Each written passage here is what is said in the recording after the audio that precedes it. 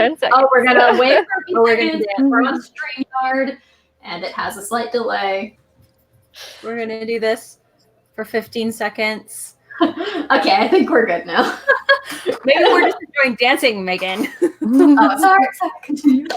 Hello, everybody, and welcome to the Word Nerds Live Q&A on all things writing and publishing and just being a writer in general.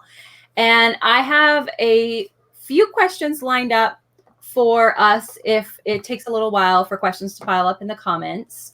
Does anyone want to keep an eye on the comments?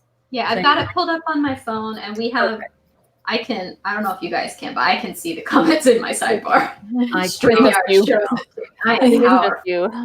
Yeah. Going to try to open them up. But yes, please ask us questions about writing if you have them, about process, or tell us what you're going through. We can commiserate. Just tell us what you're writing right now. Like, nothing is off limits. Please ask us whatever is on your mind about writing. Something, Nothing about writing is off limits. Yeah. About writing and publishing, please ask us all your questions. Yeah. And we felt like it had been a long time since we got to just like chat with you guys. So yeah, and I figure I would start us off a little bit. If anyone is like rewatching this in the future, say, with who we are, what we write, and kind of where we're hoping to, like our goal type of thing. And that will be like a good intro. So I have Megan on the top left. No. Oh no. I am Megan. I write horror and dark fantasy, and I have had an agent, but surprise, I don't have one right now. I am gearing up to be querying again. I have a video that'll go up at some point about that. So yeah, if you have any questions about that, I'm sure I can answer them. But my current goal is just to get my book ready to send out again. So it's almost done. Querying questions or revising questions can go to Megan. And Emma, you are right above me. Yeah, so I'm Emma, and I write fantasy, mostly YA fantasy, although I do want to cross over into adult at some point. I have some like ideas of things I'd like to do in that. And right now I'm just drafting a forever long book. It's so long. I literally realized today I've been writing it for a year and I'm halfway through. So yeah. Nice. And Rachel. Hi, I'm Rachel.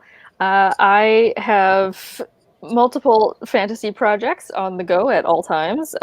My favorite things to do are world build and not write. So most of my projects are in beta stages at the moment, but feel free to ask me anything book or somewhat publishing related, because as I am still in school and going towards some kind of publishing or editing degree. Very nice. So the perfect question to ask publishing/editing questions. And I'm Erin, or E. Latimer. That's what I write under. I write middle grade and YA. Like Megan, I write kind of dark/horror fantasy. And The Strange and Deadly Portraits of Bryony Gray, which is a middle grade, came out in 2018. And I have another book coming out called Witches of Ash and Ruin from Disney, March 3rd of 2020. I always have to think about that. It's 2020. That's next year. That 7 months away. It's 3 months now. I can't. Or 6 months. I mean, it's 6 months now because we're in September. Yeah. So yeah. I can't compute that. My brain is gonna just like explode. So, and we do. Megan's like slowly. No, it can't be that late. Yes, happy September 1st. I know. Somebody the other day was like, "It's only 4 months till Christmas," and I was like, "Shut your mouth!" How dare you? We do have our first question from Golden Books, who says, "My current project seems to have way too much going on. I have so many ideas and so many notes, but I don't know how to rein it in and get something coherent." I feel the same way. Right? Yeah, right. That's part of why this book is taking so long, because I think I'm trying to do too many things. Yeah, well, it's always easier to to subtract stuff. Mhm. So I would say like go as much as you can, but then all right. But I'm sure many people would say, oh, it's always easier to add, but I don't know if that's true.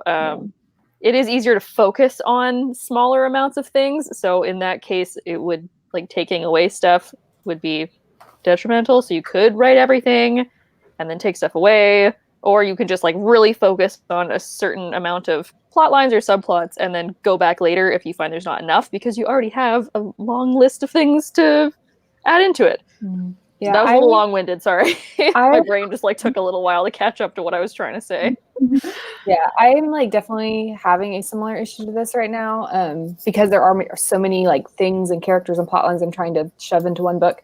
And I'm trying to not worry about it too much in the first draft and just get down what I get down. And sometimes I forget about a certain subplot for like a quarter of the book and I'm like, crap. And then I like find a way to incorporate it again. And then I forget it about it again. And I'm just trying not to worry about that because I can smooth it out later and make sure things are more even. And I'm sure when I like read through the first draft when it's finished, like I'm going to realize that certain plot lines weren't necessary. So yeah, I'm just not really trying to make sure I fit everything in, but also not trying to streamline it too much. I'm just kind of going with the flow with all the subplots. And I'll fix it later. So. Yeah, I think when you have a lot of ideas that are all like very exciting to you, the best thing you can do is just pick one that could be a starting point and just go. It might be a little messier in revisions, but I mean, it's better to have a book that you are revising than to just have a notebook full of awesome ideas. And you can always go back and fix things, or if you find you've left out some of your cool ideas, you can add them in later. But just pick something and get started. I've also been leaving notes for myself a lot when I realize that like I've forgotten to include something that I wanted to. I'll be like, okay, when I do revisions, go back and find a way to like incorporate this element more. So that way I don't feel like I have to do it right away. I can just worry about it later. Good point. I was gonna say you can also write more than one book. That too. Yeah. Like that's always the thing of like trying to like, oh, but I have all these things, like I need to make them all work, but you don't. You can always write another one. That's very true. I have, because this happens to me all the time. I've been vlogging every single day, and I've been doing that for a while because I'm planning to relaunch my channel later on. But something it's making me notice is my patterns, and I have the same pattern every time I start a new project, which is getting really overwhelmed. And it happens to me every single time because I have so many ideas. I get so excited. And actually what really helps for me is writing them all down, getting them all out, usually in the same place, like a notebook or something. And that set of notes is pretty sloppy. But then when it gets to be a little bit more cohesive, like just sit on it even. At least that's what I do. Like I let it steep, so to speak, and just be like, let it percolate, let it kind of solidify in your brain and figure out what it is you're the most excited about and take a couple of those key points. I think it was like Megan or Emma suggested, like pick a few things you really, really like. And then I sit down and I actually plot the whole thing out. And even if you're not a plotter, if you're a pantser, writing down a few of your ideas for your plot, I feel like can help you feel less overwhelmed at least, or be like, chapter 1, this is all I'm concentrating on, and this is what we're doing for chapter 1. And I actually write it out on the wall, so I have it in front of me, and that makes me feel less Sharpie. Just right on the wall. Not on the actual wall. Do not destroy your home. Just like sticky notes or flashcards. Can you tell that Megan writes horror novels? Yeah, she just writes stuff about murder on her wall. And I'm just picturing like I'm a writer. I'm plotting. You and the toddler are both just like drawing on the wall, both with crayons. Like, yeah. I mean, it's your kid. I'm not going to be that surprised that does end up happening. He literally was running around with crayons today, and I was following him because I'm like, this is going to be a disaster if I don't watch him. Yeah. Yeah, so just having it in front of me really helps because I'm a scatterbrained person. And then when I have a lot coming at me, it's like, yeah, I can't concentrate and figure out what the heck I'm doing without having it laid out in front of me. Mm-hmm. I know somebody else has asked a question. Jay, is WordNerds still a good place for writers? I think so. I'm for me personally, I feel like I'm at like a little bit of a different stage than I was back in like 2014 when I first started on Wattpad. I just have like, I'm so incredibly busy just with like family and publishing and like 52 different projects. So I haven't honestly been on Wattpad in a really long time, other than just like answering people's questions and that type of thing. I haven't written on Wattpad. But I still think it's really great, especially if you're starting out or you're like near starting out, to just get to know people on Wattpad, like make friends over there, critique each other's work. I met some of my best friends on Wattpad. We were just talking about this the other day with a Wattpad 4 and talking about how, like, even if you don't get really popular on there or find like really great critique partners, if you just find friends that you get to like rant with and commiserate with, then it's totally worth it. So yeah. That's how I found Erin. That's true. That's how we first became friends. Yeah, see, there we go. And I think there's something very useful too in getting practice putting your work out there. For a lot of us, that is so daunting, the thought of like putting your work out there for people to see. And I know for me, it was like fanfiction.net a million years ago that like I was like, oh, here's this Drini fanfic, and you'd write like no flames, please, but then people would critique you anyway. I hated it back then, but it's been so useful now because it makes it just more bearable sending your work out to people that you actually know. And like getting that immediate feedback, like both good and bad, I think is really helpful too. Like you put a chapter up and then like you immediately get feedback on what people like and don't like about it. Which And is really overall, helpful everyone is very nice. When you're getting started out on Wattpad, you're not going to get anything. 90% of people are super nice and supportive on Wattpad. But the funny thing is, I got to like a certain level on Wattpad. I think it was when I had like 50,000 people reading the different things, is when some people did start getting really nasty. And actually, at the time, I was like, oh, this sucks. You know, like they're mean. But that prepared me for Goodreads. And by the time Brownie Gray came out and there were some nasty reviews on Goodreads, I was like, eh. Like some authors get destroyed by Goodreads when their books first comes out. They like obsess over all of the 1-star reviews, and they just spend ages refreshing it, hoping they're not going to get something else. And it can really like knock you off your game pretty much, and you don't want to write book 2. But by then having feedback, even if it was like just, you know, critique, you get used to it. You're like, oh, this stranger has an opinion about my work. And that's okay. Like sometimes it can be helpful, and when it's not, it doesn't really have anything to do with me, to be honest. You're like, this stranger, the thing they hate most in the world is love triangles, and my book is based around a love triangle. Like, exactly. Oh well, they don't like it. Yeah. To learn that strangers have opinions, and it doesn't matter anymore. So I think that's really valuable if you're intending to publish fiction, whether you're self-publishing or you're traditionally publishing, because you're going to get reviews either way. So also, I just heard about that Wattpad now has an imprint, which is super cool. So I know that they did, like, you know, they do the Waddy Awards every year, and there's a lot of stuff on there about getting published, or people that win get published, or I think they're kind of like the same thing as Swoon Reads, which is like you post your work and then the top rated ones get an editor, like you get some way, you know, is in the publishing cycle via that. And they just made an imprint, so I think it was like the top 6 of last year got traditionally published. I think. I'm honestly not sure about that. I know, but I know they now have an imprint, and like they're working with people. It's super cool. Well, they've had Wattpad TV for a little while now too, like, or Wattpad Studios. So they do find projects to work with for TV and movies. Oh, really? I didn't know that. That's cool. Yeah. So yeah, they've been doing really cool stuff. So that's very cool. In if you're looking for that type of thing, it's very cool to have that opportunity.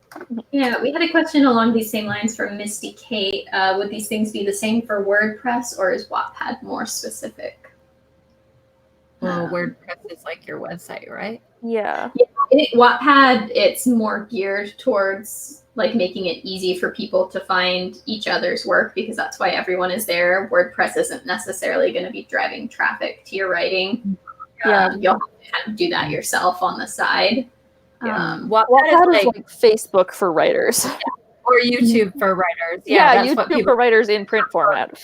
yeah. That's how people have compared it before. So yeah. But I do still think WordPress can be useful if you're looking for something maybe a little more low key than Wattpad, but you still want to post your work online.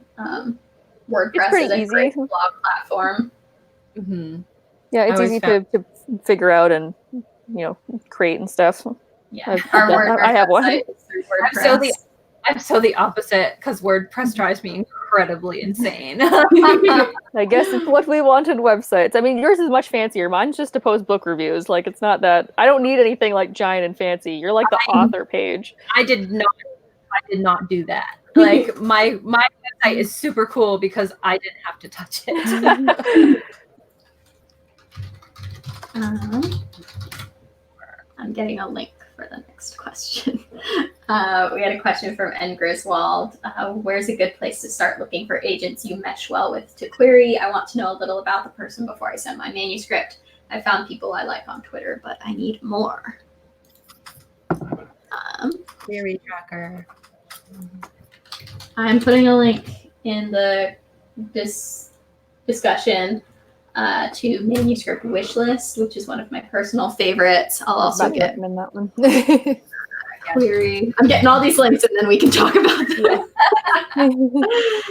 I'm a little out of the loop, so Megan will definitely be the go-to one for this. But yeah, when I was querying, I used Query Tracker a lot.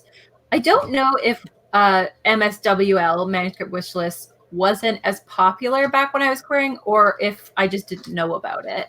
But I actually, I don't know, maybe not. Yeah, that makes me feel old. But I love MSWL now. Like, I use it all the time. Before I went on sub, MSWL is actually how I found my current editor at Disney. She had tweeted something about how she wanted which books. And I jumped on it and sent a bunch of MSWL tweets to my agent, who was like, great, awesome. We'll send Witch's Fashion Ruin to them.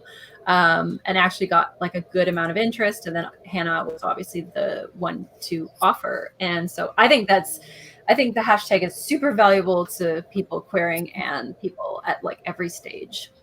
Yeah. Like I mentioned earlier, I do have a full video that I don't know when I'm going to post it, but I will post it eventually. But the reason that my agent and I ended up breaking up was because she had been trying to break into fantasy and could not, and so had decided to pull back her list so that her fantasy writers could find someone who might be better suited to selling their work.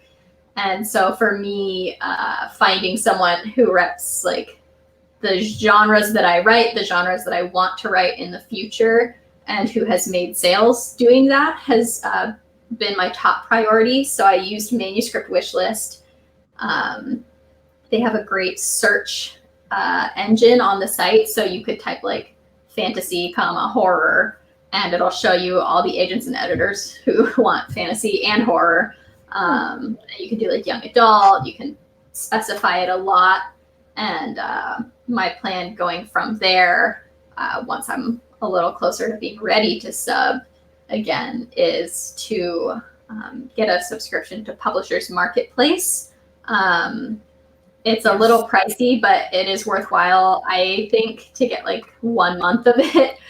So you can get on and check that all these people who you think you might like to work with are making sales in the things that you would like to sell.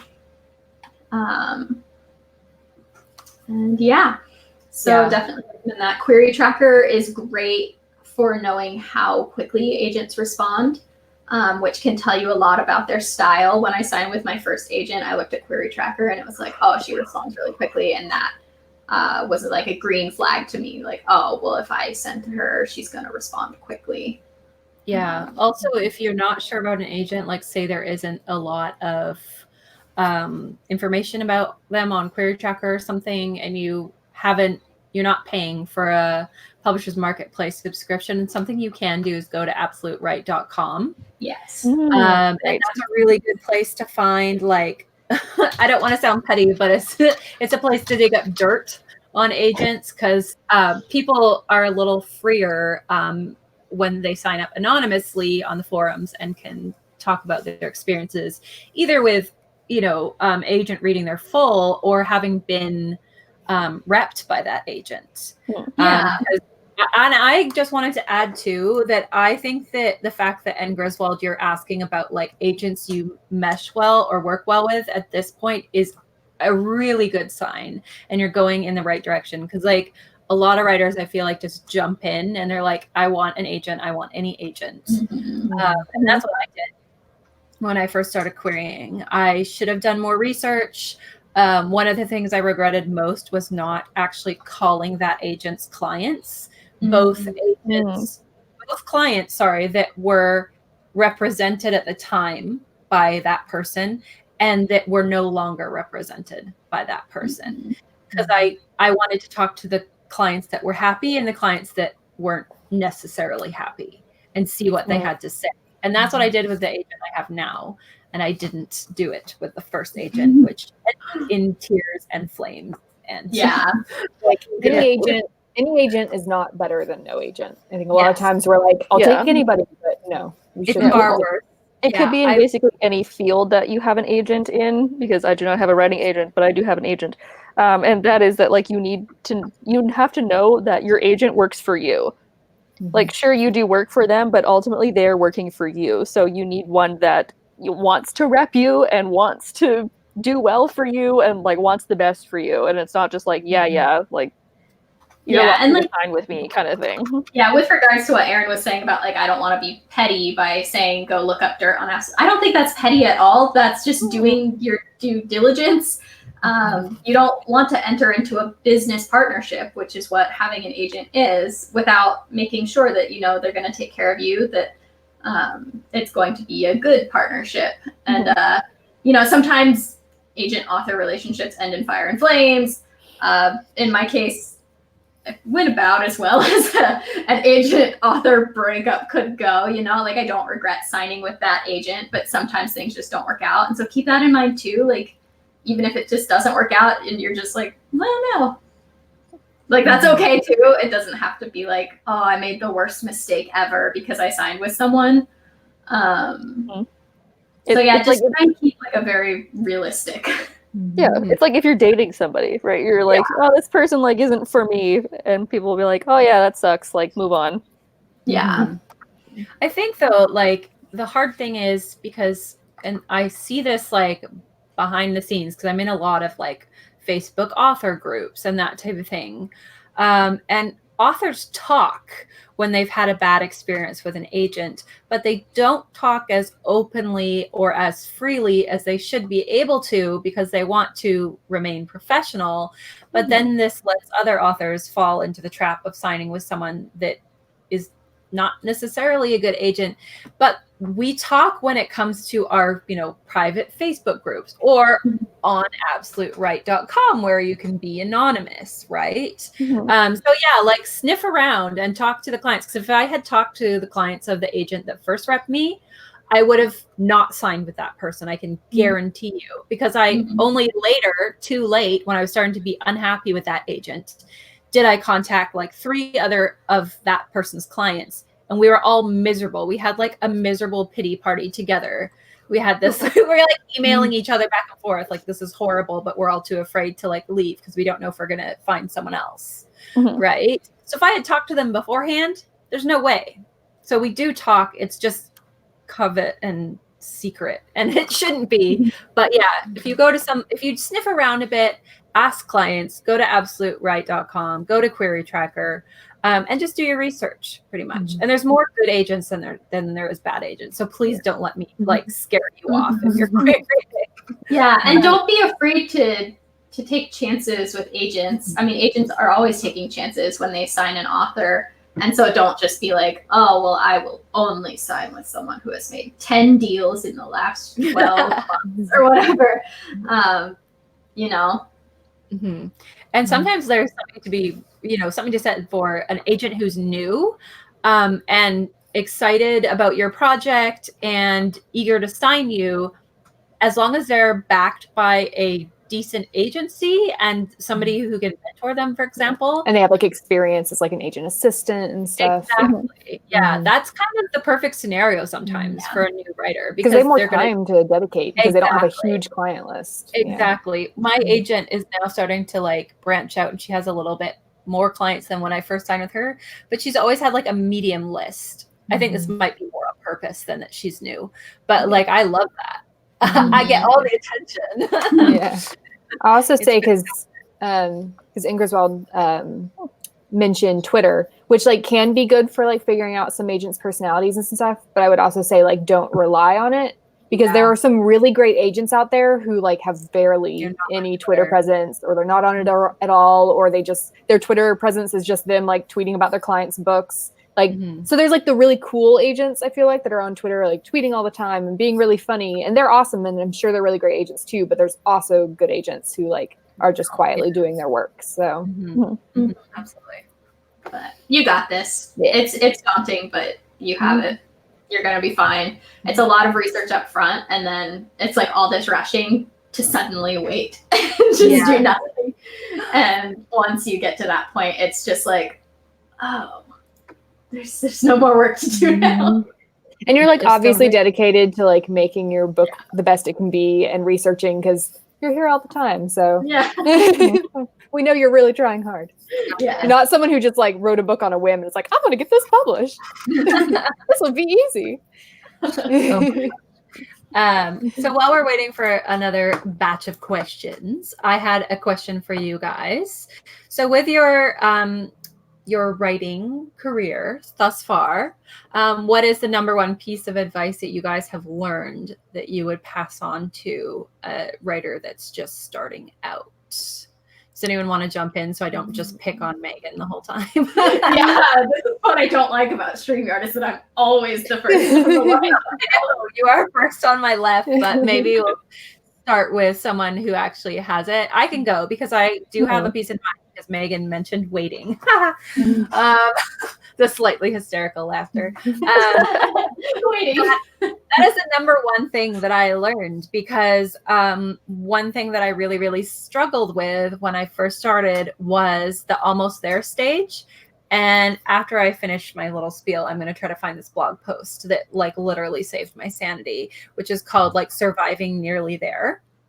Because so many writers, when they get to a certain point, you're so close, you're getting like nice rejections from agents that are saying this was really good, but, or send me your next thing, that type of thing. And that can be the most frustrating. Like it feels like you're in limbo, and you can be there for a really long time where you're nearly there, but you're not quite good enough.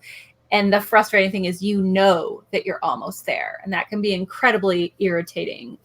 And it can last like, it feels like ages. And so the number one thing that I learned was patience, which is weird. And because my biggest problem was rushing into a project and saying, okay, it's finished. Now I'm going to send it to my agent, or now I'm going to query it. And I did this for years.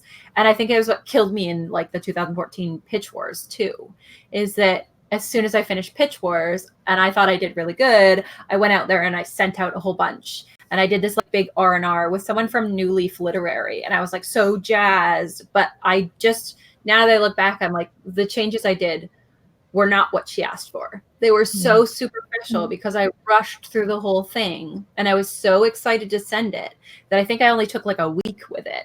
So now I actually sit down and make myself take at least 3 weeks. Like I give myself like a timeline, whereas like it's like, what's the opposite of a deadline, where it's like I make myself take longer with things, right? So weirdly enough, I learned how to wait and how to be patient and to take my time editing. My advice was going to be similar. It was going to be to like be patient with yourself and like your growth. Because I think like when you like kind of first get serious about writing and you're like, I want to write to like get published and make this a career and stuff, you can get really frustrated when you like write that first book and you finish it and you realize it's like total garbage, and like this, and then you write like a second book and you're like, this is slightly less garbage, but it's still garbage, and like, so it can be really frustrating to feel like I'm never going to get good enough to like be able to publish something, or, kind of like what Erin was saying, like I have to just hurry up and write these books and get them out there and get published, when maybe you need to just be a little bit more patient with yourself and sit back and like work on improving your craft and getting better and just write book after book, just to like get the practice in. Because a lot of times there's people out there that like write one book and it's really great and it gets published, but a lot of people have to write multiple books before you finally have one that's going to be good enough to be published. So absolutely. I would say my big piece is like, not just for writing, but like in general, I guess, is that you can't please everybody, because that's actually why I quit a lot of books when I first started writing, was because I was like, I remember being like 16, I'm going to write a werewolf book. Like, yeah, because like it was like, so that was huge, the thing that year. So I started writing it and I got like, I don't know, I got a good couple thousand words in, and then publishing and moved on. And I was like, oh, well, no one's ever going to want to read this, so I'm just going to move on to the next thing. And then it was, whatever was next. Dystopians are big. Oh, well, I better write a dystopia and kind of do that. And it's like, well, if you keep doing that, or even I was like, oh, I had this great idea for this one fantasy novel. And one of my friends was like, that sounds so cool. I can't wait to read it. And another one of my friends was like, really? You're going to write that? Like, I don't know. So like, you can't please everybody. And no matter what, like, again, going back to Goodreads, like, oh, you wrote a bad review because you read a book about a love triangle when you hate love triangles. Like, like there's no way that you're going to make everybody happy. So like, write what you want to write, do what you want to do, and that's going to be somebody's favorite book, regardless of like what it's about. I feel like the lesson of like you can't please everybody has really been driven home for me for Susan Dennard's like choose your own adventure story she's telling on Twitter right now. Because like there will be a poll and the poll will be totally split and everybody in the comments is like, the other group is stupid for voting this. Like, why would the character ever do this? No character would make this decision. And the other group's like, no human being would ever make that decision. And so it's like everybody, even on like a smaller scale of like events that happen in a story, people are going to disagree on like what's the like logical choice for the character to make and stuff like that. Yeah. And so like, because everybody acts differently and different people would do different things. So and there's definitely some books that I love that I'm like, this is the greatest thing ever. How could you not love this? And my other friends that read it are like, yeah, it's okay. And I'm like, but how? Like, it's amazing. It's so brilliant. And I mean, and vice versa. Some of my friends' favorite books, I'm like, oh, it's okay. I just read an arc of a book that's getting like great reviews and I thought it was terrible. Oh no, that's the worst. When you're like, I'm so pumped for this. Yeah, and then you I was like, oh like, man, this is gonna be great. And then, oh no. So. Yep. And similarly, like there's a time for every book. Erin mentioned getting out of pitch wars and querying and having it not go well, but like that book is coming out in a couple years now after she sold a couple other books. Weirdly enough, yes. Yeah. Which I guess that kind of goes along with what my advice would be, which is to make sure that you're writing a lot, but also make sure you are studying writing. You don't have to go to school to get an education in writing. There are so many resources out there. There's books, there's blog posts, there's us. And I just feel like there's so much out there, and writing books is good and necessary and the first most important thing, obviously, but you can only get so far on your own. You need the help of writers who have been there. You need feedback from beta readers. You can't do writing alone, and you need to make sure that you're taking the time, not just to have fun writing, but also to learn how to make your books good and why your books are sometimes coming out good. Because sometimes they'll come out good even if you didn't study something. And it's important that you realize why that happened and what you can do to make it happen again. Unfortunately, like I just tried to post the link down there, and I think the blog post I was talking about is actually gone, which is really sad. But there's a similar thing in a Ira Glass video I watched on YouTube. I don't know if you guys have seen it, but it's like he talks about how your taste precedes your art, like how good you are at art. you can see where you are in your journey, and you know that you should be better and you want to be better, and you can tell good writing when you read it, but you know you're not there yet. So there's a really beautiful video, and I'm going to try to find it and leave it in the comments at some point, but I can't find it right now. Yeah, I definitely think if you read your own work and you're like, wow, this is a trash fire, like you're probably on the right track. Because if you like read your first draft and you're like, this is the most amazing thing ever written, like it's probably you're wrong. Yeah, and that means you are not able to recognize when you're like when you need to fix things, and that's not good. You need to be able to recognize when things aren't working. Being and self-aware enough. Yeah. It's And your first draft probably has things that aren't working in it. honestly, like, and again, I'm going to be like a little catty here, but like when I was reading a ton of queries every day when I was interning for the literary agency, the number one worst manuscripts I get were from people that were like 100% confident that they had written the best novel in America, or the best novel since J.K. Rowling, the best novel, so much better than that trash Twilight, or whatever, right? It was always somebody that was just like 100% confident in themselves. You're going to make a fortune off my book. You should represent me. It was very much like that. And they were always trash. Please place your bids one word at a time. I was about to bring that up. Yikes. Yes. If you don't have to be like an insecure ball of quivering jello, but like if you're self-aware enough to say, hey, my first draft needs some work, you're on the right path, right? So yeah. And you may revise a bunch and then think that it's ready and send it to beta readers and find out that it's not. That's totally normal. I have not forgotten yet the moment that I sent my first book ever out to beta readers who were like actually writers and not just like my family members. And Kelly was one of them. And she commented on one of my descriptions and was just like, I think there's a more eloquent way you can say this. And I like, oh no. But she was right, obviously. But I very distinctly remember that moment of like, oh, I wrote something that wasn't good, and I thought it was. She is great for that. She has straight up said that exact same thing to me, and I was like, oh my heart. But it's such a kind way to say something that hurts so bad. Kind way to be like, this sentence sucks. You should read that. It's like the writerly version of like, I'm not mad, I'm just disappointed. I think I think when I interned for Kelly, I think one of the manuscripts I just put like please rephrase, and that was like all I put. Now like, oh, maybe well, more eloquent next time. Yeah. What's your guys' beta reader's style? Like, do you have a certain number of like? Some people say, oh, I'll say 2 nice things and 1 criticism. Do you guys have a style like that, or do you just kind of like listen to your heart? I don't like. If I'm doing a edit letter, like actually sitting down and being like, this is a Word document, and I'm just pouring out my thoughts straight from my brain, then I will do the sandwich. So like something good, all of the stuff that needs fixing, something good. But if I'm going through the manuscript, because I'll do both. I do an edit letter for people I'm beta reading for, and then I do line edit / comments in the side. And for the comments in the side, I'll just go with my natural reaction. Like I'll be like, this was really funny, or like, oh my God, I love this description, but it's not conscious, like a conscious effort. So yeah, I'll do the same thing. I'll put negative and positive just kind of as I go. Like, oh, this is a really good sentence, or like, oh wow, love this imagery, and then I'll put like, oh, this needs to be rewritten. Or but I'm not a harsh person.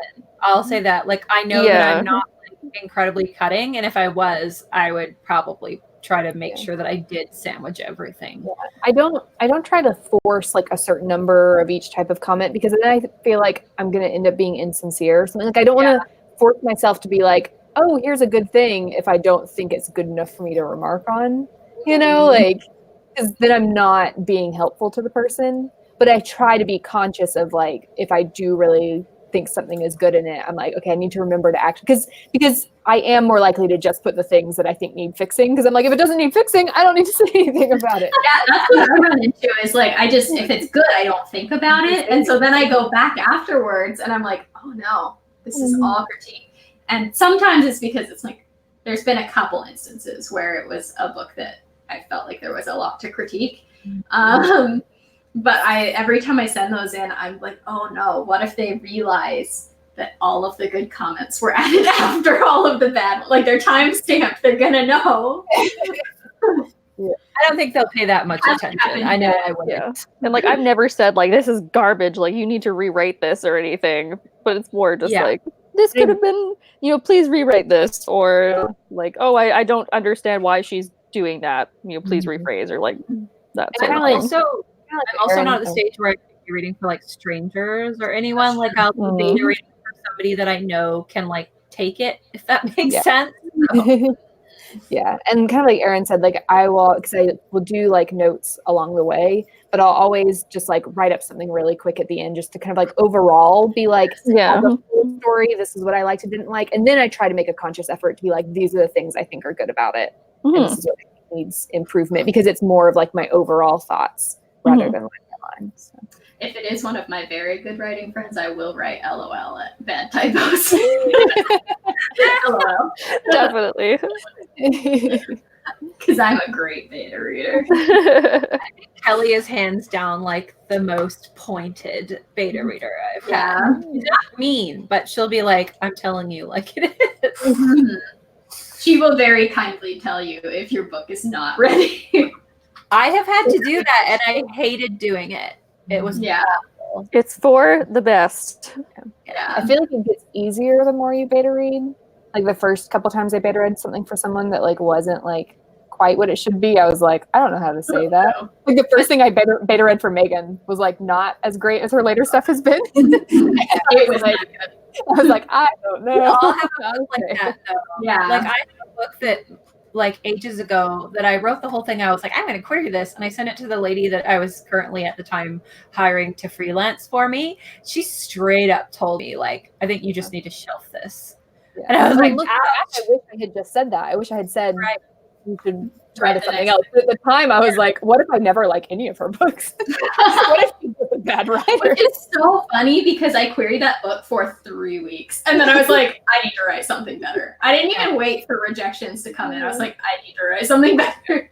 I've done that to myself too, actually. I wrote one between Emmeline Black and Bryony Gray that was just not good.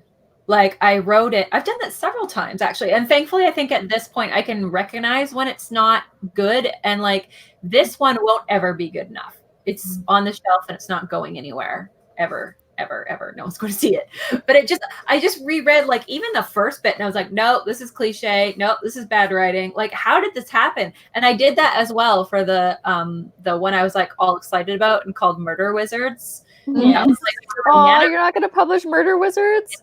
Good. Oh, too bad. I like the idea behind it, and I might just like take that concept and redo the whole entire thing. But the actual 60,000 words I wrote during Nano just need to be for. Okay, hold on. I just realized, isn't Witches of Ash and Ruin basically Murder Wizards? It's like Murder witches. it's like flipped though, because Witches of Ash and Ruin, witches are being murdered, whereas in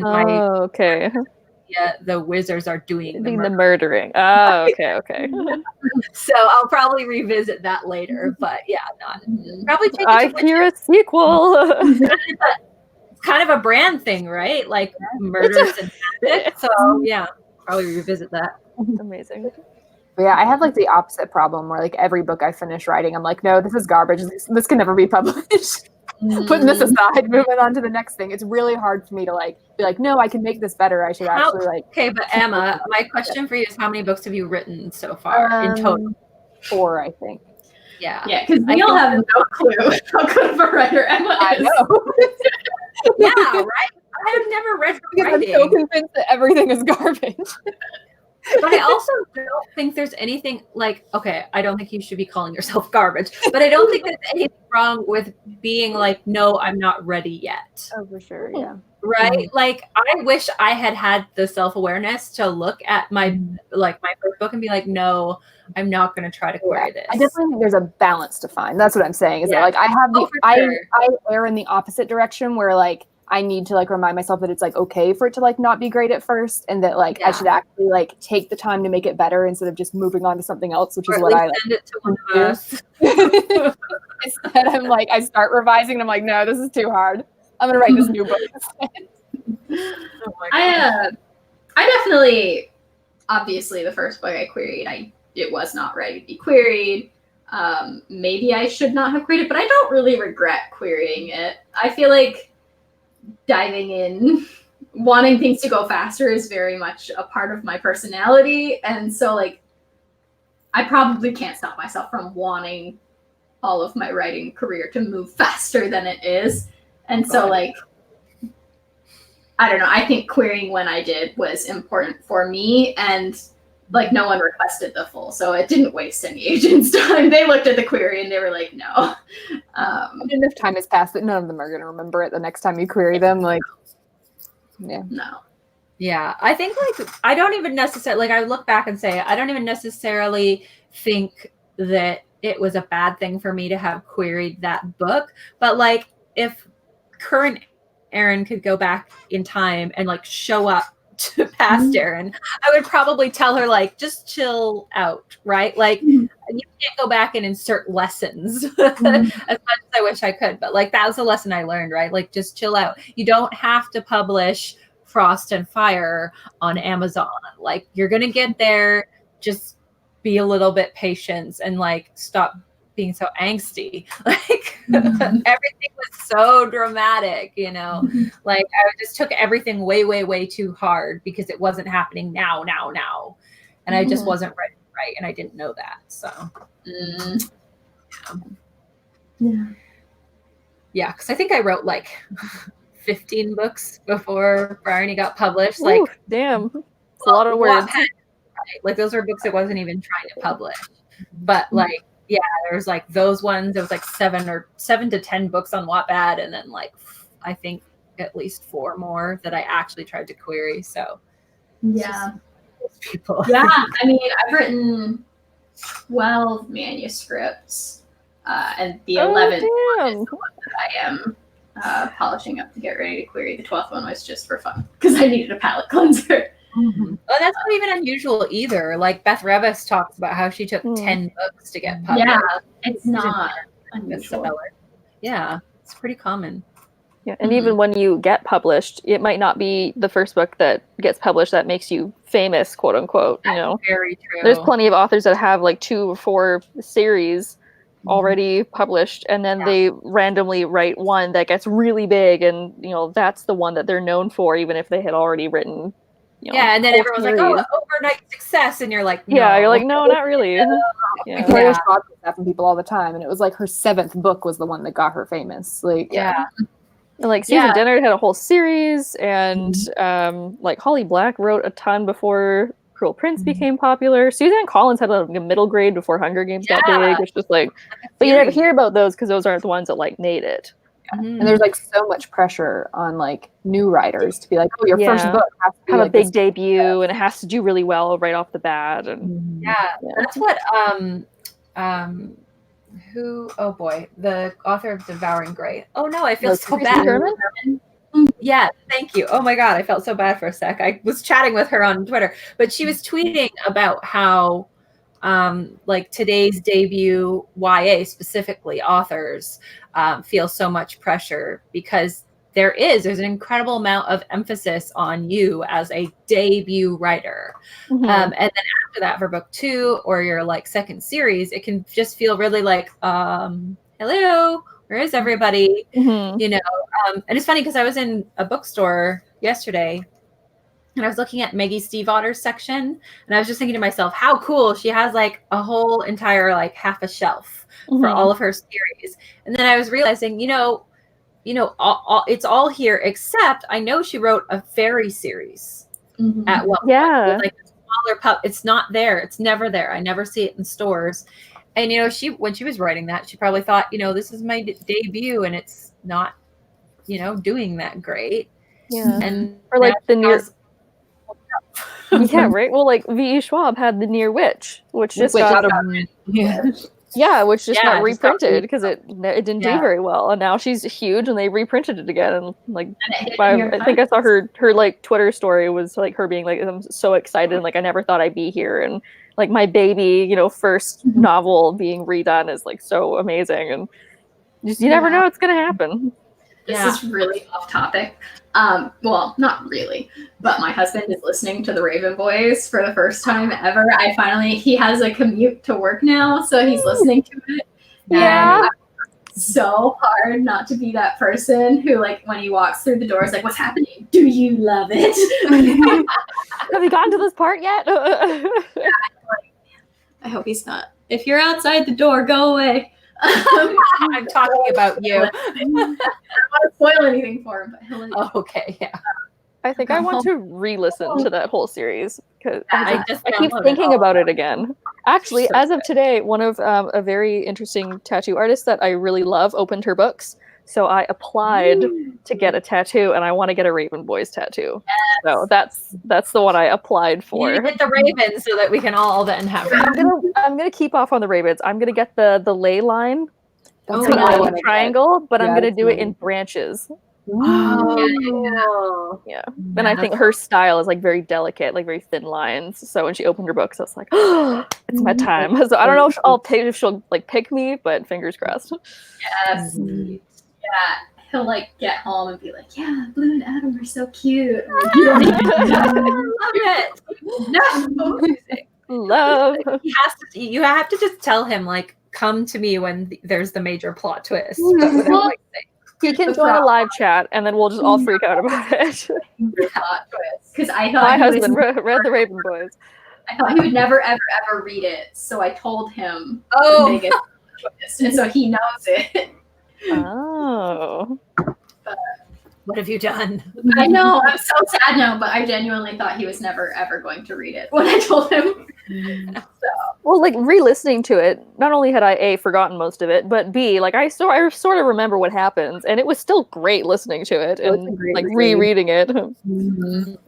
Yeah, my big worry now though is that he's gonna finish the first one and it has that cliffhanger ending, and that he's gonna be like, I'm good. And just not listen to the rest. No, that's not gonna happen. I don't think so. Impossible. Don't think so. I hope not. Oh, God, Kavinsky's voice actor. Oh my God, yeah. So good. The audiobook narrator has decided that Kavinsky is just like a New Jersey wannabe mobster. It's so funny. Like, hey, Lynch, how's it going? It is so accurate. Are you sure you're not the narrator, Megan? Maybe I am. Plot twist. I'm actually crying. Also, this eye has been watering the whole time, so I'm not crying normally. I would definitely listen to an audiobook narrated by Megan. Can you redo the Raven Boys in your own voices, please? Please, yes. Yeah. Keep Kavinsky the same and just do everybody else differently. Yeah. We did. Oh, go ahead. I was just saying I'm dying a little bit, speaking of audiobooks, because Witches of Ashen Ruins audiobook like thing is up on the site, but it doesn't say the narrator. I'm dying. I just want to know. Is she gonna have an accent? Is she gonna be a he? I don't know.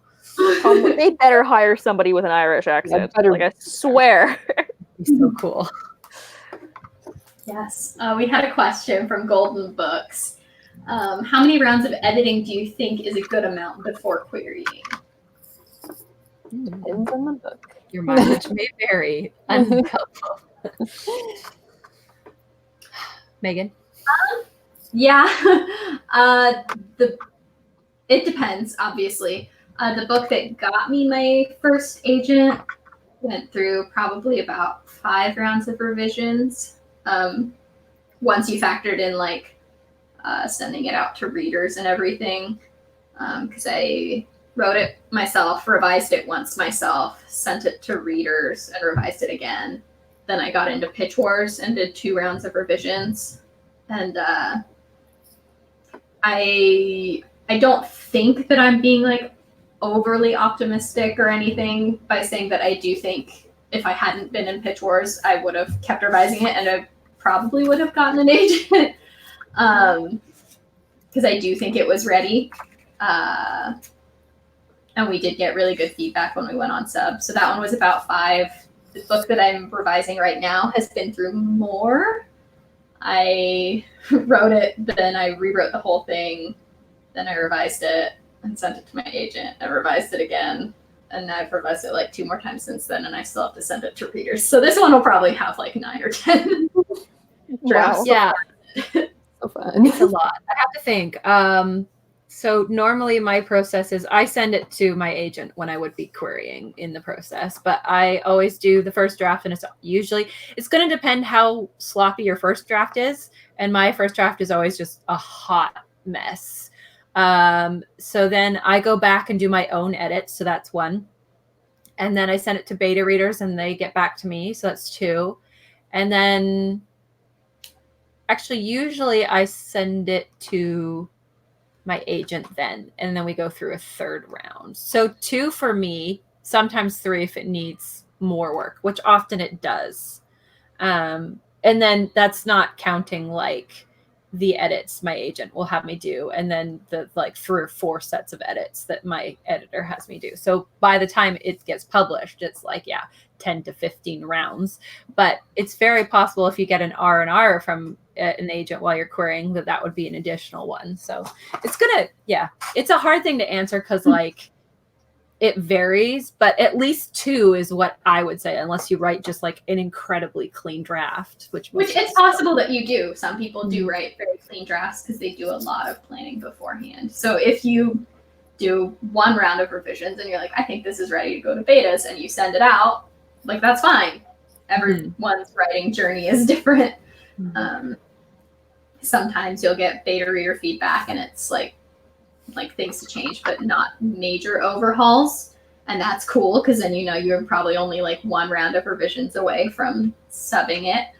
And sometimes you'll get feedback that's like, you need to change a lot. And then, like you'll probably need to do a round of revisions and then send it out to someone again to make sure that you did those major overhauls, right? And when you send it to beta readers is going to depend a lot on what type of advice you're looking for too, and like what you need help with. So if you like feel like there's something wrong with the plot that you can't figure out, then you might send it sooner than if like you feel like you've really gotten like a really good draft and you send it later. If that makes sense. So yeah. For example, I read Witches of Ash and Ruin after like the first round of revisions you did. Yeah, I think I did too. But then I believe you sent it to someone, Kelly, maybe after us. Yeah, that went through a lot of revisions because it was an incredibly messy first draft because it had like 4 point of view characters. So yeah, I would have done a bunch by myself, and then I think it went out to like a first round. You guys might have seen the 2nd or 3rd version of it because I remember it was like before I sent it to my agent, and I like called you guys and was like, emergency on Google Chat or whatever. Yeah, which is awesome. And then I think that was because I was like panicking and needed to send it to my agent like relatively soon or something. So that one went through like 4, I think, even before I sent it to my agent. So yeah. That one was easier. We are getting all kinds of real about writing today. It's hard. Everything is hard. Pretty much our motto for writing. It's hard, but you can do it. Yeah, I've got like all the like anxious overheating from like all the talking about my personal process and writing history going out, having to analyze my own skills, and I don't like it. I realized I'm like, it's different for me every time, which is why I had to be like, and then I went through this round and this round, and how many is this? I don't actually know.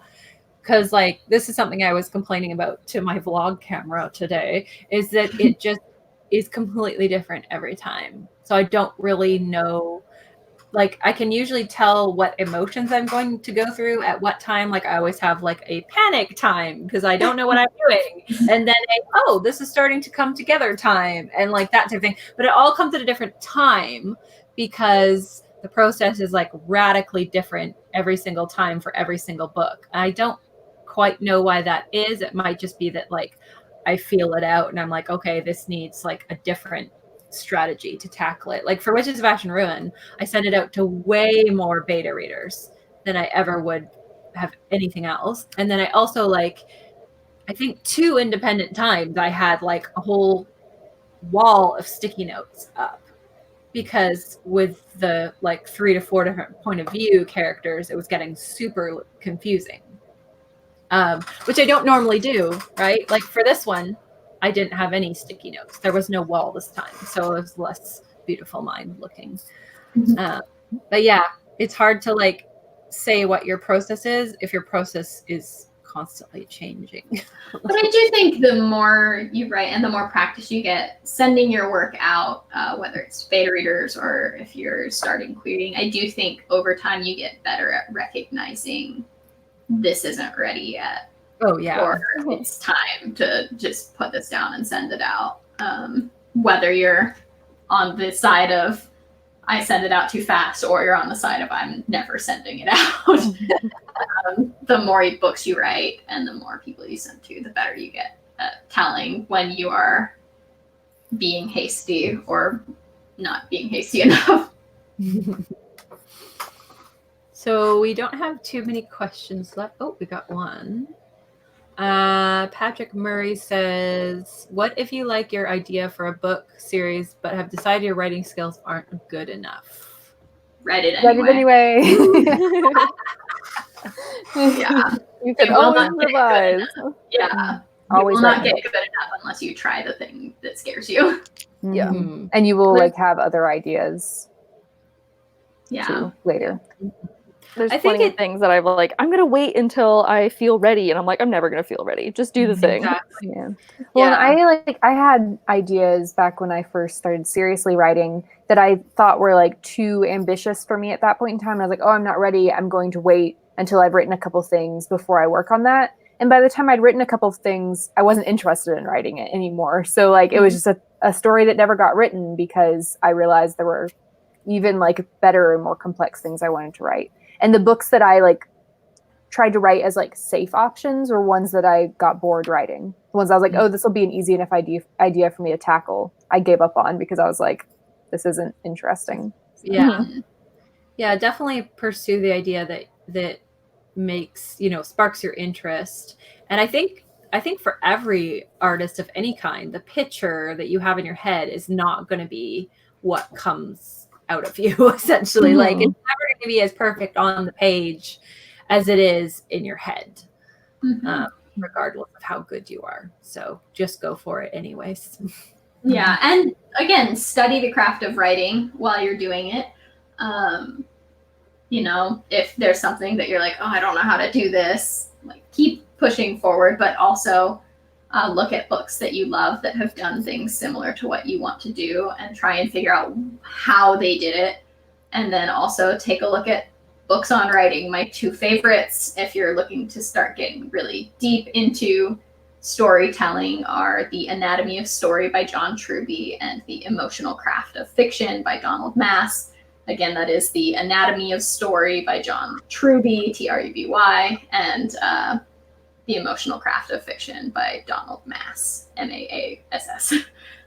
I would also really, really recommend Stephen King's On Writing. It is a mixture of like his biography type of thing, but like I think the entire second half almost is dedicated to like what good writing looks like and what you can do to develop as a writer and get better. And I think his advice is, while it's more like assertive than I would like, if that makes sense. Like, I don't think you have to go through with an axe and slay all your adverbs as much as he said that you have to. Yeah. I think that it's still valuable advice to like know and decide if you're going to use or not type of thing, if that makes sense.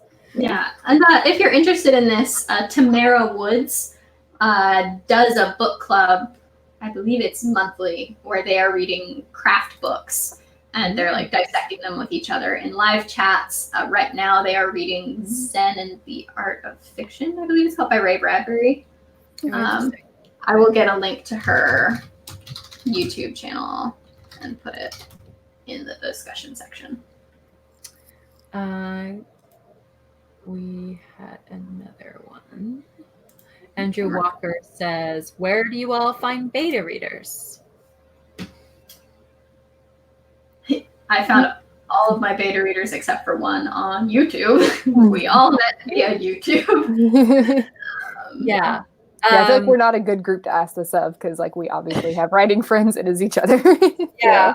Well, kind of how we started is I found Kelly on absolutewrite.com, and that's how I first met her to begin with.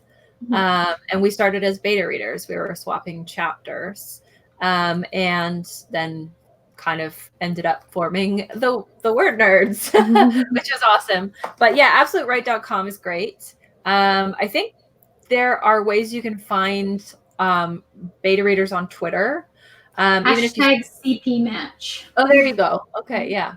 There's CP Match. There's also Facebook groups for writers you can join. So there's lots of ways online if you look it up. I know a couple authors used to run CP matches on their blogs too. I haven't looked into that in a long time. I'd also check out any writing classes or meetups around your city. Because like when Erin and I used to live closer together, there was every Wednesday, I think it was, there was a writing group that just met up at a coffee shop that we would go to all the time. And you already have people there willing who are writers who want to do stuff. And it's a lot easier when you have like a scheduled meetup to swap chapters or what have you. And NaNoWriMo is starting up in a couple months, and a lot of cities have like NaNoWriMo groups that do meetups and stuff during the month. So look into that too. You can look up on Facebook, like put yours, like say you live in Atlanta, you could say like Atlanta NaNoWriMo or Atlanta Rhymos, WRIMOS. And every city I've lived in, I have found a Facebook group that is Rhymos in that city. And in several of the cities, they've met up outside of November. And going along with the classes thing, that's how I met my one other beta reader. Was I found out that at my university, they had a young adult publishing class. And I didn't want to take it for credit, but I walked in and I was like, can I sit in this? And he was like, well, I'm not going to tell you to leave. What? And, that's so cool. Yeah, someone wrote on the board, like, hey, we want to start a writing group. Meet outside if you want to. And we met outside, and that was how I joined my first ever writing group. That's so cool. That's really cool. See, I love the idea of writing groups, and I now have a fabulous one. But the second writing group I ever joined or tried out, I had a terrible experience. So you kind of do have to suss out who these people are, what they write, are you a good match for them? And same goes for beta readers, because you want to find someone that's at your same skill level, and also someone who is going to lift you up when they're critiquing and not hack you to pieces. Because there's helpful critique and there's critique where someone just wants to stomp on you to feel better about themselves. And you do come across both. So a good thing to do is when you first find someone, swap a chapter with them. And that way you can see how their writing is, and if you think you will both benefit from each other, and B, what their critique style is like. And the reason I say be on the same level of them is not to be snotty or anything, but if they are way beneath you as a writer, then you're more helping them, if that makes sense. So yeah, you want to make sure it's mutually beneficial. Yeah, that you can help them and they can help you. Yeah. You don't want it to be like high school English class where you had to read each other's essays and you give really helpful feedback and the other person is like, wow, this is really good. You're a good writer. That's all they tell you. And you're like, cool. Thanks for that. Thanks for the confidence boost, but I know it's not perfect. Yeah, that's why it's generally a good idea when you are sharing work with someone to swap a few chapters at first. And then it's totally fine to be like, hey, thank you so much. Yeah, but Let's it's be not friends.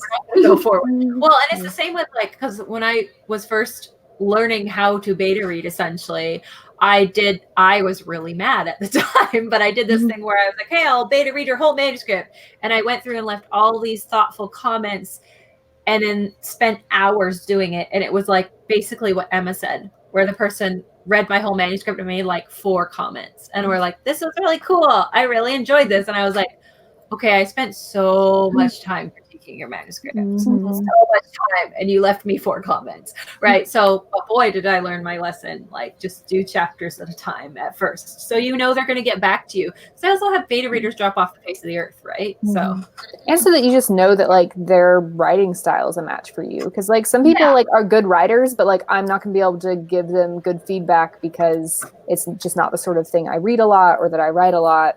So. Yeah, and that's when I had the horrible experience with the particular writing group that shall remain unnamed that I went to.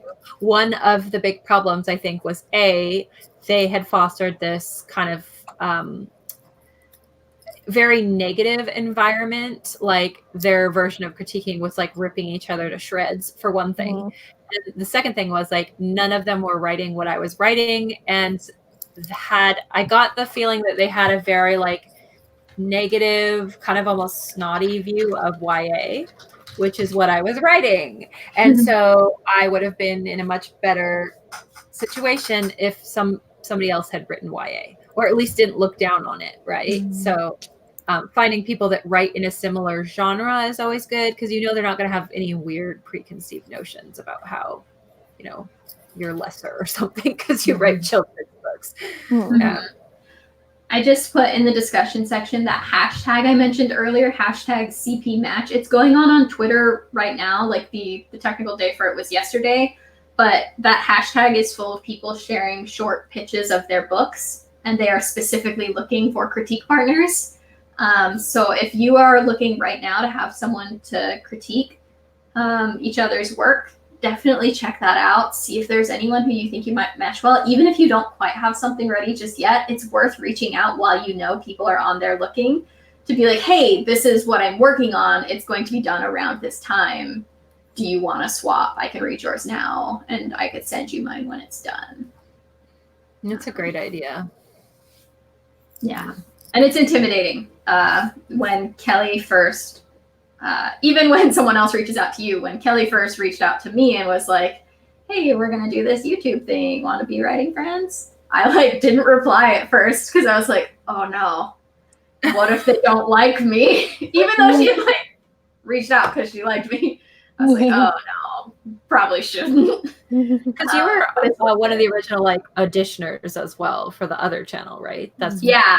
If you don't know, we all met, or a lot of us met, because we had auditioned originally for this different channel that was holding auditions, and we did not make it. And so then Kelly and Aaron were like, screw that, let's make our own channel. And But now that other channel is defunct, so who's winning now? I like opened up my Google Plus accidentally the other day, and I was like, this is still here. And I found a message from Kelly in Google Plus that I had not seen. I was like, hey, do you want to join our YouTube channel? I remember her being like, she hasn't replied, but I sent her some like a message on a couple different platforms. So we'll see. And I was scared. That's hilarious. And then the rest was history. So yeah, that's how we met each other. Look at me now. Exactly where I was. came in much later, but Yes, but we met each other from Wattpad, because Rachel came to me on Wattpad and said, hey, we're in the same area. Do you want to like meet and say hi or whatever? I think it was more like, can I meet you? I really like your story. And you were like, yeah, sure. I was like, okay, great. Megan and I met because our moms forced us to be friends. Yeah, Emma and I have been friends for 20 years. And at this point, neither of us is going to stop. Too lazy to find new friends. Yeah. Oh, wow. Is there like so much blackmail material, or? I have reached my cap on like new friends. I'm going to make it. This is it. I don't have it in me. Just kidding. Be my friend. You guys are so lovely to each other. Yeah, the only reason we're still friends is we're too lazy to make other friends. There was no one weirder, you know. Oh dear. These are some great suggestions for writing craft books. I really need more suggestions for writing craft books because I was trying to find some a while ago, and I ended up downloading the audiobook for The War of Art. Have you guys read that before? Do not read that book. Okay. I will not. I started listening to it and it was like immediately angry. I can't even remember what it was that they said, but I don't know. It was just like really like angry old man shakes fist at clouds is like the whole vibe I got from it. And there's a lot of commentary on like things that did not have anything to do with writing. Yeah, so don't bother with that one. But yeah, I want to find more craft books aside from like Stephen King's On Writing because I feel like I recommend that like every time anyone asks. But it's really good. I also tried Bird by Bird by Anne Lamott, I think her name is. And I got like a couple chapters in and didn't keep reading. I feel like I get bored easily when it comes to craft books. I do too. I would much rather read like blog posts because they're like shorter, more consumable. Us millennials ruining the publishing industry. It's like I want to read the craft books, but yeah, I just get like bored really quickly, and I like just forget. You know, like I move on to something else and forget to like go back and finish it. Yeah, I'm the same way. It's difficult. It's like with finding critique partners, you know, you have to like wade through some to find the gems. And there's like some really basic aspects of storytelling that like you learn those, and then a huge amount of books on writing just cover those things. Yeah. And so you have to like search a little bit to find ones that go deeper than like use a beat sheet, you know, which is like beat sheets are useful. I love beat sheets, but sometimes you want a little bit more.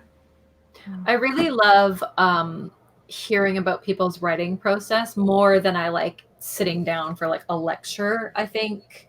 Like that's why I really like YouTube. Like Alexa Dunn has a lot of really, really good videos on like how she edits or like how she beta reads or just her process of like, this is how I write a thriller was one of her most recent posts. And yeah, I don't know. I just like seeing kind of behind the scenes and how other authors, even like the room they write in. I don't know. I'm like really curious and nosy about other people's processes. See, I'm the opposite. I want the lecture. Give me the lecture. Oh, really? Yeah, I recently watched Brandon Sanderson. His entire writing course is online. You can watch it. I highly recommend it if you're looking for some really solid courses on writing. Just put in YouTube like Brandon Sanderson writing class and it will come up. Ellie recommended Beth Revis's Paper Hearts books, which are also very good and cover kind of all aspects of writing from drafting to publishing. And she has experience traditional publishing and self-publishing, so she has good tips for both. Yeah. No, I cannot recommend Brandon Sanderson enough. His classes on YouTube, I just like marathoned all of those. And now that you've reminded me of them, I'll probably go back. Yeah, I just watched them. They're so good. And I like it when he talks about like a wide variety of subjects to do with publishing and not just like the craft of writing, which I love. But I can't get enough of like stuff about publishing, because once you hit like a certain area in your journey, it feels like it doesn't feel like there's a lot of resources left out there for you. Like there's dozens and dozens of information about articles about querying, but like, what about going on sub? You know, something like that. Like hardly anyone talks about that. It's really hard to find. I have a video about that if you guys want to see it. It's called My First Book Didn't Sell. Yes, go look that up. It's just, I don't know, there's not enough of that type of information out there to prepare you for what the heck you're getting into, right? Would have been nice to have a heads up. Yeah, there's not a lot out there about like contracts and royalty payments. Yeah. I have a book for that too. Hang on. Where is it? Hold on, Megan has the answer for everything. Negotiating a Book Contract by Marnell Levine. Hey. When I interned at the Bent agency, Jenny Bent recommended this in a chat that she did with us. Oh, nice. It's very useful. Highly recommend.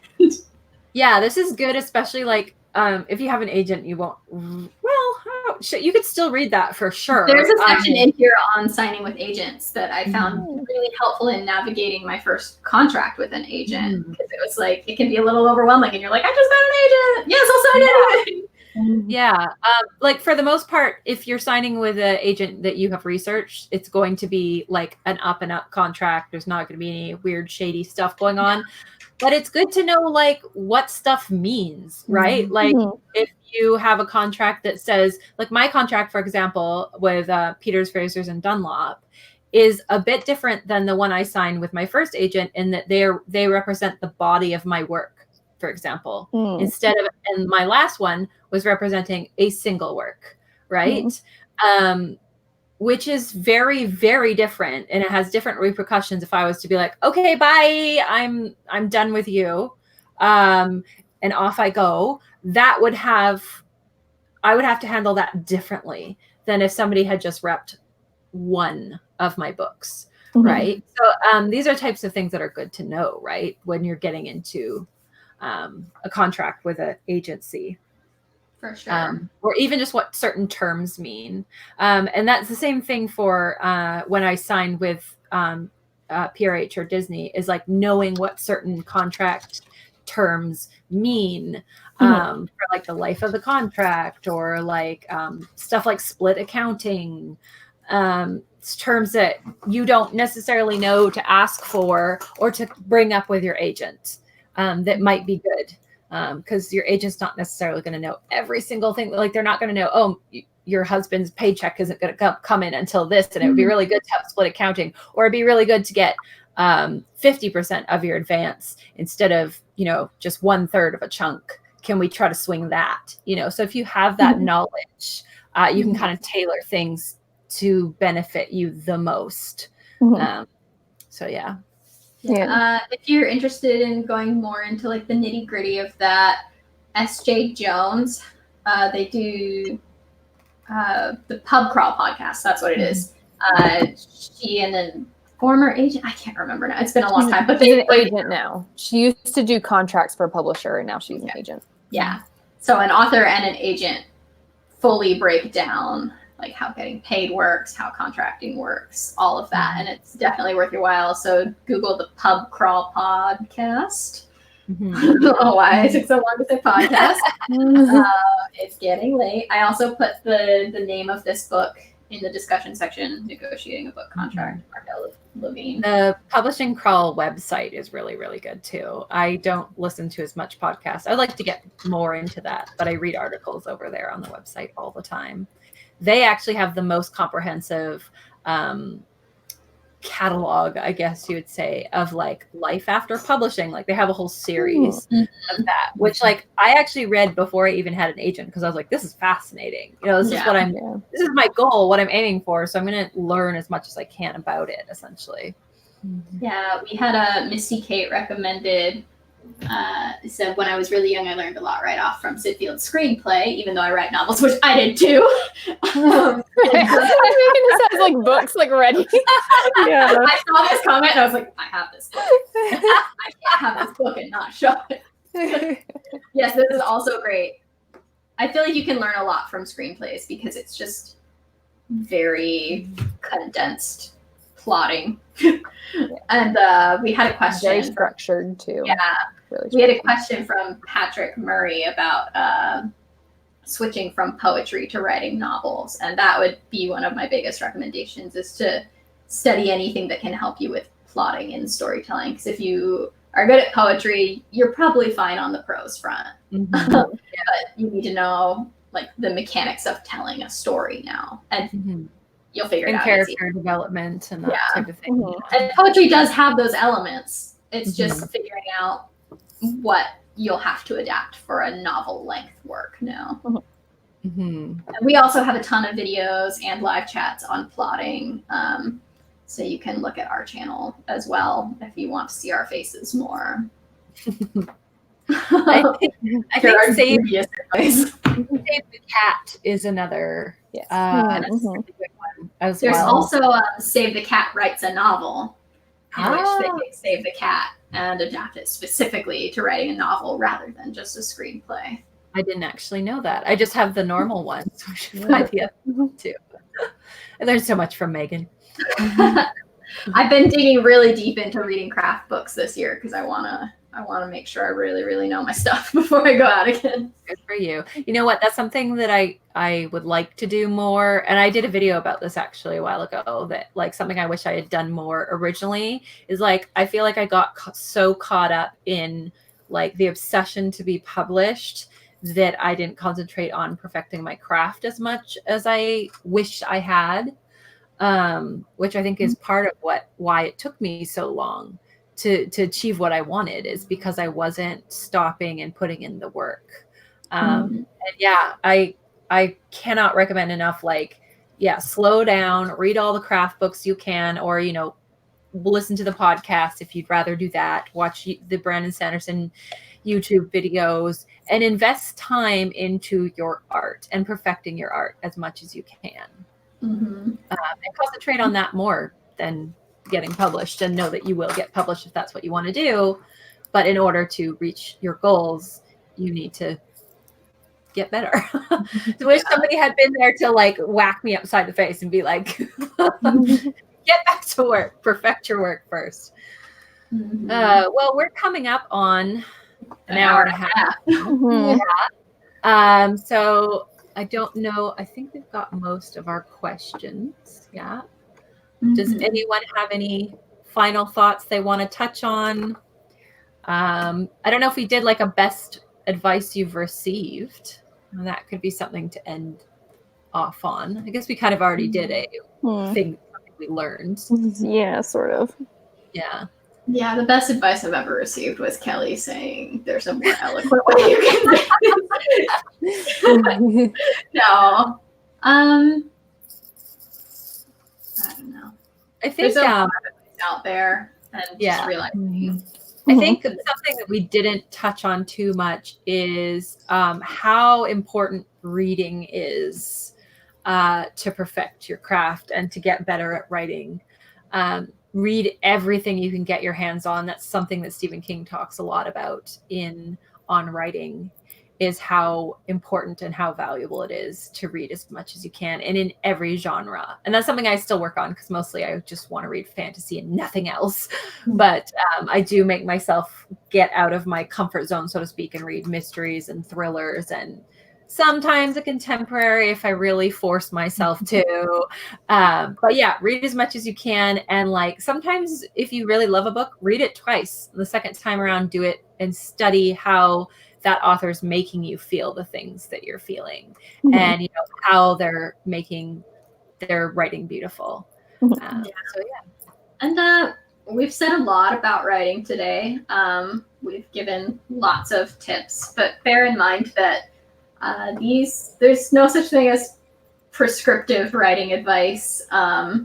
These things are what have worked for us and what have not worked for us, but it might work for you. You might read The Anatomy of Story and be like, what is wrong with Megan? This is the worst book ever. It does not work. And that's fine. You're still going to write an amazing book. You're still going to be able to revise an amazing book. So just try everything, take what works, and throw out anything that doesn't work for you. Very good point. All right. That's awesome. Anyone else have any closing notes? Oh, I do. Like and subscribe. I'm sure we'll have lots more chats about this type of subject in the future. It would be really great, I think, if we eventually did part 2 of this video. I'm sure we will at some point. But you can always ask us questions. We always check our email account. You can ask us questions there, or you can ask us questions in the comments. Leave Twitter if it's something you want us to do a chat on sometime. Leave it in the discussion or in the comments section if you're watching this later. Yeah, and if you are watching this later, like Megan said, just drop your question below, and I'll at least try to make sure that I come back and look at it and see if we can answer it. Awesome. So thank you, everybody that came and asked us questions. We love you all. And we will see you soon with videos twice a week. Bye. Yes. Bye. Now for 15 seconds of awkward waiting to make sure that the broadcast has caught up to us, and hopefully StreamYard will. What is this? Later. Bye. Let's jazz up the waving.